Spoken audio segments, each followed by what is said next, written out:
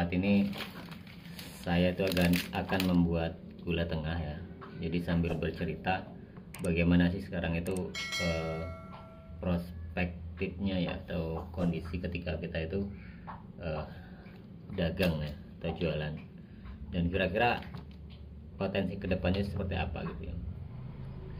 Nah, oke, sebelum kita lanjut, di sini saya sudah menyiapkan bahannya untuk membuat gula tengah dulu ya. Ada gula halus, ini ada beberapa bungkus yang saya pakai, 5 bungkus ini. Kemudian ada wijen, kemudian gula tepung terigu ya, terigu cakra, dan air ya, tentunya air itu. Nah, ini air udah kita siapkan. Nah teman-teman ya, sambil kita membuat ini, jadi sebelumnya teman-teman sudah tahu ya kalau buat gula tengah itu bahan-bahannya sudah pernah saya dibuat tutorialnya ya. Jadi sekarang kita hanya membaca kira-kira kedepannya itu ya, usaha itu, terutama usaha kita ini ya, cakwe dan ulang barung ataupun odading teman-teman, kira-kira akan gimana gitu kan.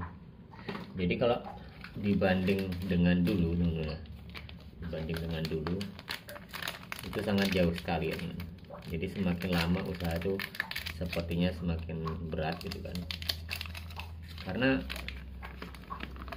sekarang itu yang pertama adalah daya saing ya. Daya saing itu luar biasa, artinya bukan daya saing di jualan seperti ini yang kita tekuni ini gitu. Kalau roti goreng ataupun odading atau cakwe ini, itu sebenarnya kita masih jarang-jarang juga.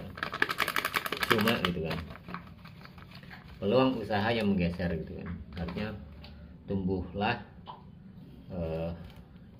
pedagang-pedagang lain gitu kan. Nah, itu semakin banyak pedagang gitu kan. Sedangkan kita tahu sendiri ya, daya beli sekarang itu tidak seperti dulu gitu kan. Dulu itu daya beli memang hebat gitu kan, terus pedagang tidak sebanyak ini. Nah, itu yang pertama teman-teman. Yang kedua tentunya semakin sulitnya lapangan pekerjaan, sehingga mendorong orang gitu kan, yang bisa untuk berkarya dagang gitu kan, kebanyakan dagang. Coba lihat semakin tahun ya teman-teman, pertumbuhan pedagang kaki lima itu aja sangat luar biasa gitu, tidak sebanding artinya. Nah ini mempengaruhi teman-teman, mempengaruhi kita sebagai pedagang, terutama di odading cakwe juga. Bisa saya gambarkan seperti ini teman-teman. Dulu ketika saya ya, buka dimanapun gitu kan, dimanapun itu lebih mudah lagi ya teman-teman. Artinya lebih mudah apa? Lebih mudah diterima oleh masyarakat gitu kan, itu dimanapun. Nah tapi kalau sekarang itu kan kondisi kita ya, gitu, ekonomi kita itu seperti ini, sehingga sangat sulit sekali ya untuk berkembang ya. Oke, jadi tadi sudah saya masukkan teman-teman ya, sudah saya masukkan gula halus 5 bungkus, kemudian wijen ini sekitar 200 gram lah, 250 gram, seperempat lah gitu, seperempat lebih apa kurang lah seperti itu. Kemudian nanti tepung dan air. Nah jadi kita lanjutkan teman-teman. Jadi hal tersebut yang menjadikan kita itu semakin kesempatan kita semakin menipis gitu kan. Bukan tidak laku, tetap laku, semakin menipis kesempatan kita untuk membuka peluang-peluang baru, karena daya saing pedagang itu semakin banyak. Coba belum lagi bermunculan kuliner yang lebih lebih diterima juga di masyarakat. Seperti contohnya ya, ini yang tradisional saja ya, jajanan pasar itu. Dulu itu belum seramai sekarang, di setiap jalan itu sekarang tuh banyak sekali teman-teman yang jajanan pasar itu. Nah sekarang tuh berbeda, eranya sudah berbeda. Belum lagi yang musiman-musiman teman-teman ya. Jajanan yang musiman yang banyak bermunculan ya seperti itu. Nah, sehingga mempengaruhi. Dan yang berikutnya teman-teman ya, yang paling mendasar gitu kan, adalah nilai uang sendiri, nilai nominal uang sendiri. Dulu teman-teman ya, mungkin di 10 tahun yang lalu, saat itu saya tuh sedang kuliah dan berdagang ya teman, seperti ini.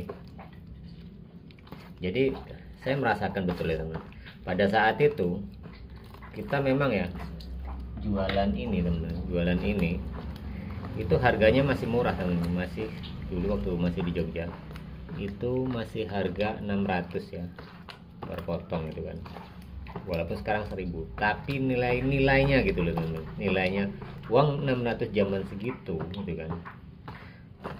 Kalau dibanding 1000 zaman sekarang, walaupun potongannya kecil-kecil sekarang, itu jauh sekali harga jualnya, artinya dapatnya itu jauh sekali. Karena pada saat itu uang 500 saja masih masih sangat bernilai sekali gitu kan. Kalau sekarang udah jauh gitu kan. Nah, itu yang jadikan kita dagang gini. Bukan kita tuh dagang tidak punya penghasilan banyak, tidak kurang penghasilan atau gimana ya. Cuma logikanya nilai uang itu sekarang, rupanya kita dapat uang nih 500.000. Dibanding zaman itu kita dapat 200.000, itu sudah sangat beda sekali. Sekarang kita belanja tepung terigu umpamanya. Tepung terigu itu kalau pas tahun-tahun itu, tahun-tahun di 10 tahun sebelum ini gitu temen ya, tepung terigu mungkin pada saat itu cakra itu masih harga 180, 160. Bahkan saya ingat pertama kali dagang itu dengan menggunakan tepung terigu segitiga, itu kalau nggak salah masih 125, 140-an itu kan. Kita jual harga 500. Ya benar, kita target pada saat itu hanya, kalau dari per kilo kita hanya target 23.000 ya, sampai 25.000 pada saat itu kan. Nah sekarang kita target banyak, besar gitu kan, bahkan sampai 50-60.000, tapi tetap kalah teman-teman, kalah dengan nilai uang dulu gitu kan. Jadi sangat jauh sekali teman-teman. Nah itu yang menjadikan kita itu nilai uang sekarang itu sangat kecil ya. Kita dapat uang 500.000 gitu kan, buat belanja segala macam, pokoknya habislah separohnya. Nah di situ kita tahu ya teman-teman, bahwa uang sepertinya besar, yang 100.000 bunyinya gitu kan, tapi ketika kita belanjakan ternyata uangnya sangat kecil sekali.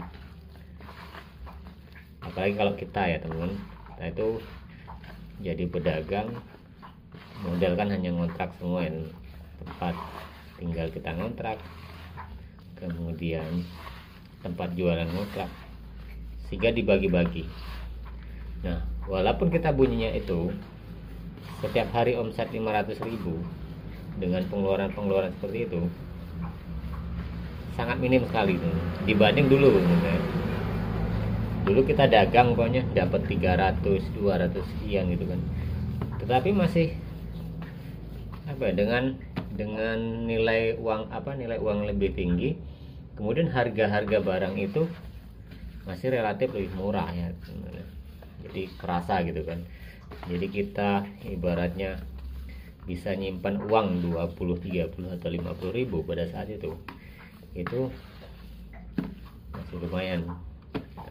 Nah artinya gini teman-teman ya, kalau kita bertahan hanya dengan seperti ini aja gitu kan, ini secara logika saya ya, kemungkinan kita akan beratnya apa, apalagi kalau kita hanya dagang itu hanya untuk pas-pasan, artinya pas hidup ya seperti yang saya lakukan saat ini.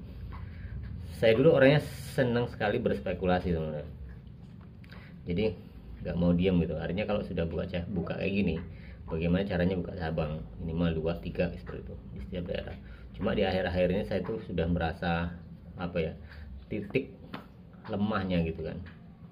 Jadi memang sepertinya sudah berat sekali, sehingga untuk berkembang lebih cepat itu sulit ya, karena kita melihat ya teman, melihat sekarang itu tidak lagi seperti daya beli seperti dulu.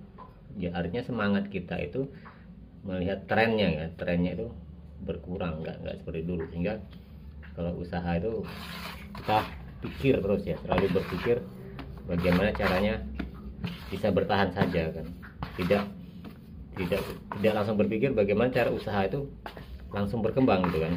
Kalau dulu sewaktu membuka usaha itu sudah pikiran langsung bagaimana caranya ini usaha langsung berkembang gitu kan. Sekarang nggak bisa, karena tadi teman-teman ya, selain memang daya beli sekarang sangat rendah, kemudian secara persaingan kita itu tumbuhnya semakin hebat gitu kan.